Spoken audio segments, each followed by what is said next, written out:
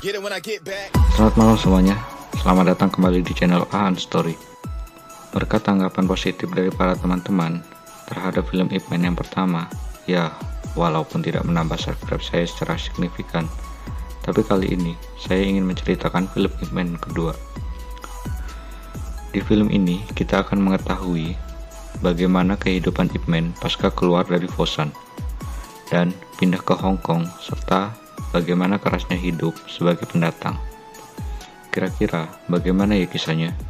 Simak video ini sampai habis.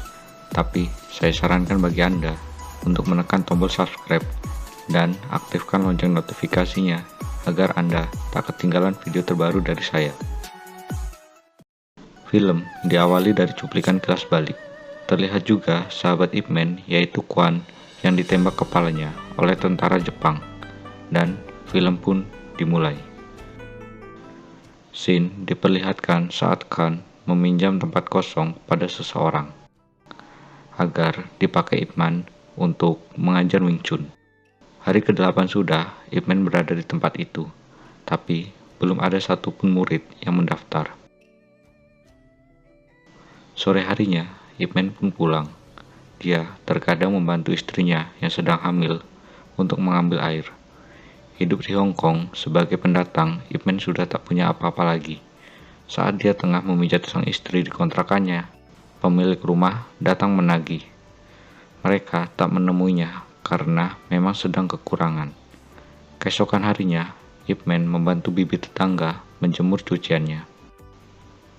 Di waktu yang bersamaan, datanglah seorang pemuda bertopi sambil memegangi poster Wing Chun.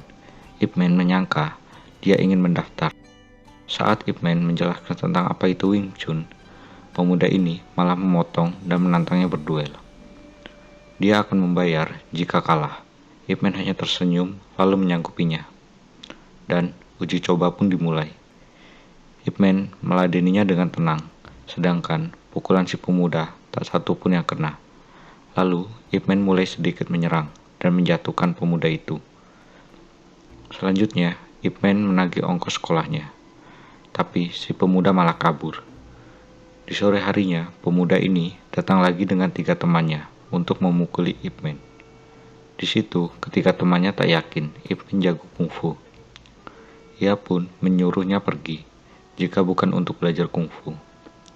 Tapi di situ mereka tetap ngotot dan perkelahian pun terjadi. Ip Man menghajar mereka, tapi masih dalam batas wajar. Lalu Ip Man pun berlalu pergi.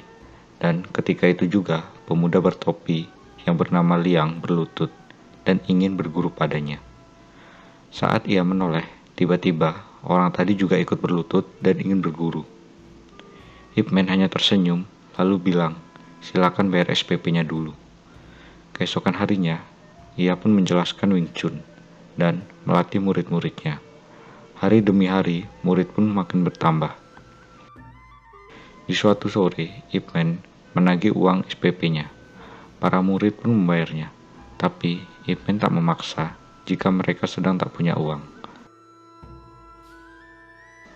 Di malam harinya, Ip Man ingin membeli kue. Tiba-tiba, Ip Man dikagetkan oleh seseorang yang sedang mengejar maling. Merasa tak asing, Ip Man pun bersedia membayarnya. Si maling pun langsung kabur. Lalu, anaknya mengantarkan Ip Man ke tempatnya. Ip Man tak percaya melihat sahabatnya Quan, sang pemilik pabrik kapas, menjadi gila.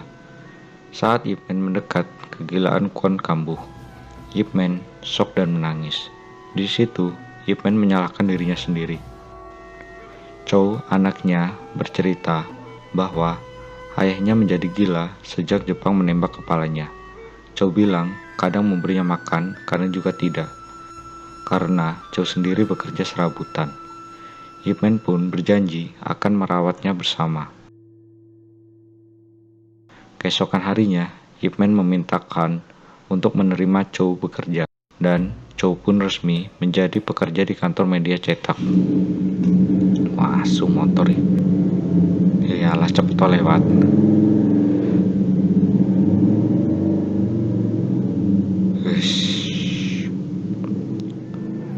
Suatu siang, saat Liang tengah menempel poster Wing Chun di dinding, sekelompok orang dari perguruan Hong datang memprovokasinya.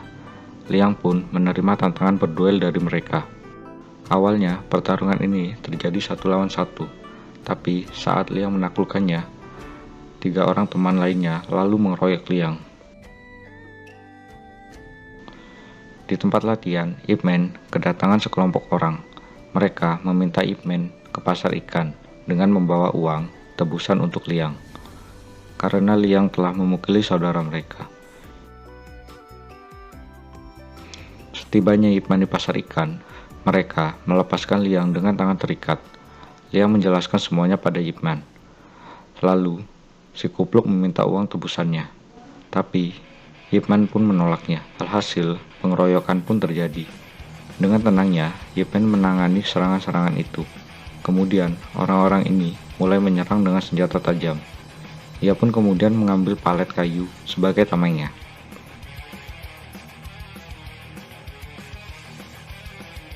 Hingga akhirnya Ip Man berhasil merebut 2 golok. Dikepung oleh banyak orang, Ip Man pun membalik goloknya dan mencari jalan kabur. Ip Man menyandera 1 orang, melepasnya lalu kabur. Tiba-tiba saja dari arah berlawanan datang segerombol orang membawa bambu. Ternyata itu adalah Jin. Jin mempersilahkan Ip Man pergi. Ip Man pun memberikan goloknya dan segera pergi. Namun, Ip Man pun kembali dihadang.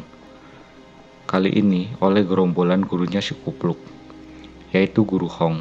Ia pun memperkenalkan dirinya dan menjelaskan apa yang sebenarnya terjadi. Guru Hong marah karena perguruan Ip Man belum ada izinnya. Guru Hong bilang Ip Man harus menerima tantangan dulu dari semua guru kungfu sebelum membuka perguruan. Setelah itu, Guru Hong dan kawannya menemui polisi Hong Kong dan memberikan uang penjualan tiket tinju. Guru meminta bagiannya, tapi polisi bule ini malah mengusirnya. Di malam harinya, sang istri menyarankan Ip Man untuk menyerah saja menjadi guru kungfu, karena sang istri tak mau merasa khawatir lagi. Tetapi Ip Man tetap bersikeras dan menenangkan hati istrinya. Keesokan paginya, para guru kungfu berkumpul. Di sana ada meja bundar di tengah sebagai panggung pertarungannya. Tak lama kemudian, dia mendatangi Guru Hong. Ip Man memperkenalkan pada guru-guru lainnya. Guru Hong bilang bahwa Ip Man tak boleh keluar dari mejanya sebelum dupanya habis, karena kalau tidak, maka Ip Man dianggap kalah. Ip Man pun naik ke atas meja dan memperkenalkan diri serta aliran kungfunya. Lalu, naiklah seorang guru kungfu dengan gaya belalang sembahnya. Ip Man bisa mengcover semua serangannya, hingga akhirnya Ip Man menendang jatuh keluar meja. Kemudian, naiklah guru yang kedua. Ia pun masih bisa menjaga dirinya tak terpukul, hingga pada akhirnya Ip Man menguncinya, dan si guru pun menyerah. Akhirnya Guru Hong pun naik, mereka langsung pukul-pukulan, sebelum akhirnya memberi salam pembuka. Pertarungan berjalan sangat seru, sampai-sampai para guru sangat antusias menontonnya. Keduanya sama-sama punya tinjuan yang cepat.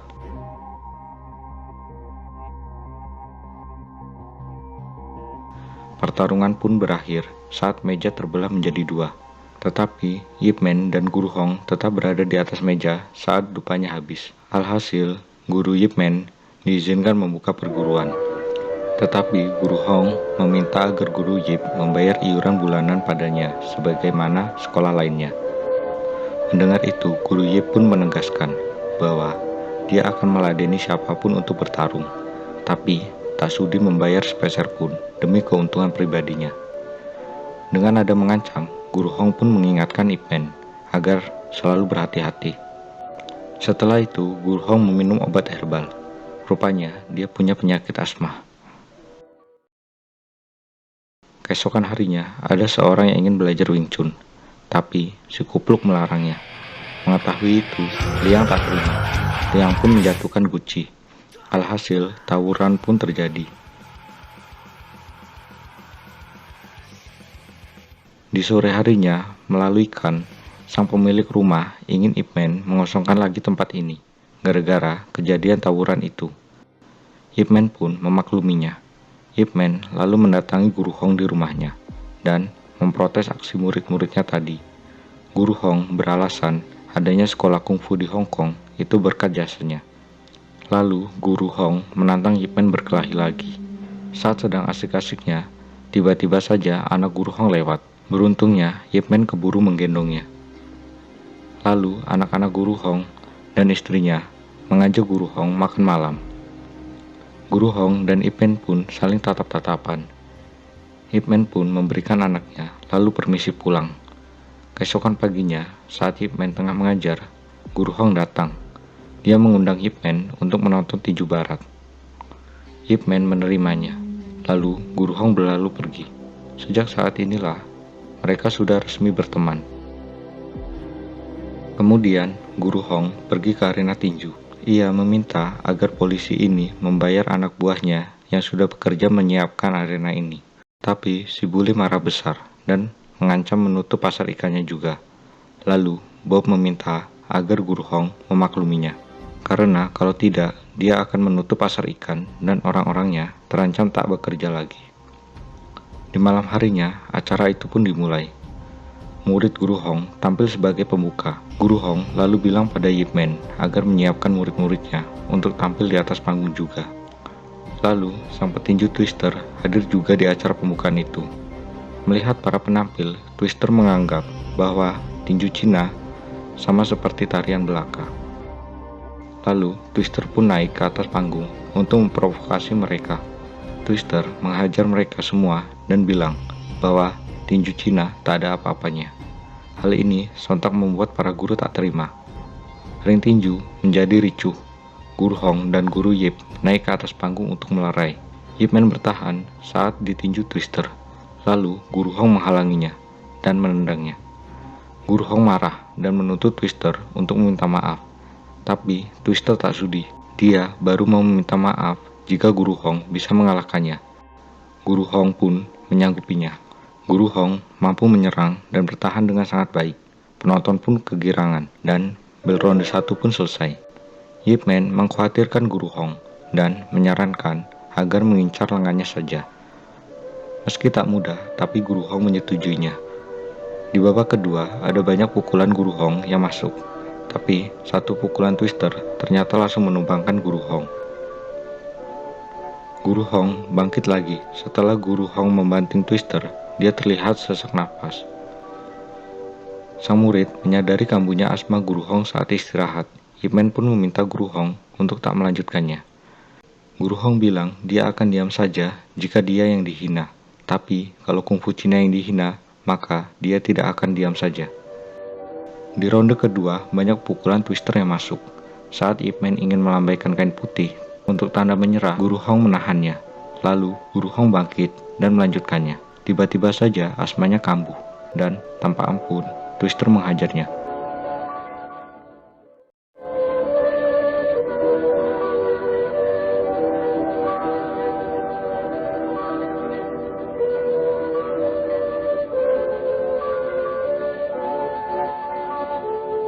Guru Yip pun menghadiri upacara pemakaman Guru Hong dan memberikan penghormatan terakhirnya. Sambil berkaca-kaca, Guru Yip bilang bahwa Guru Hong adalah guru terbaik yang paling dia hormati. Keesokan harinya, Twister dan kroninya melakukan konferensi pers. Mereka tak mau disebut membunuh. Kematian Guru Hong disebabkan karena dia memang lemah. Lalu, saat Twister bicara, dia meremehkan tradisi Cina. Dia meremehkan tradisi Cina yang menyalakan dupa sebagai timer. Tiba-tiba saja Yip Man datang ke sana. Yip Man pun bilang bahwa dupa itu juga berfungsi untuk doa, dan Yip Man pun menantang duel. Keesokan harinya, istri dan anaknya mengungsi ke rumah tetangga dulu, agar Yip Man bisa berlatih Wing Chun dengan leluasa. Di hari itu juga, istri Yip Man hendak melahirkan, tapi istrinya tak mau mengganggu latihannya Yip Man. Akhirnya, hari itu pun datang. Semua orang menyimak laga akbar itu melalui saluran radio. Saat Twister datang, Yip Man langsung pergi ke tengah. Wasit menyuruhnya untuk tetap di pojok. Alhasil, penonton bule pun menertawakannya. Lalu, pertandingan pun dimulai. Di awal-awal, Guru Yip kewalahan dengan kecepatan dan powernya Twister.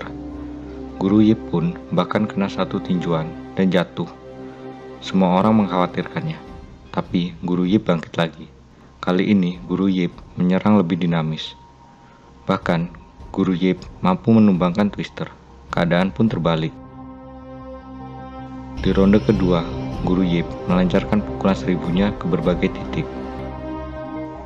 Pukulan Guru Yip banyak yang masuk di ronde ini. Saat bel dibunyikan, dengan sengaja Twister meninju Guru Yip hingga terkapar. Penonton pun di situ marah. Melihat Twister yang kewalahan, penyelenggara pun berunding dengan para juri. Kemudian, di ronde ketiga, wasit melarang Ip Man menendang. Kalau tidak bersedia, maka Twister dianggap menang. Ia pun lalu menyanggupinya dan meneruskan pertandingan. Di ronde ini, Twister menghajar Ip Man habis-habisan hingga roboh. Lalu, Ip Man tiba-tiba teringat apa yang dikatakan Guru Hong. Ip Man pun bangkit lagi. Kali ini, dia menarget lengannya, bukan kepalanya. Ip Man pun menghajar wajah Twister hingga babak belur. Wasit pun menghitungnya sampai 10 dan diikuti oleh penonton. Setelah resmi dinyatakan kalah, para penonton pun masing-masing berselebrasi.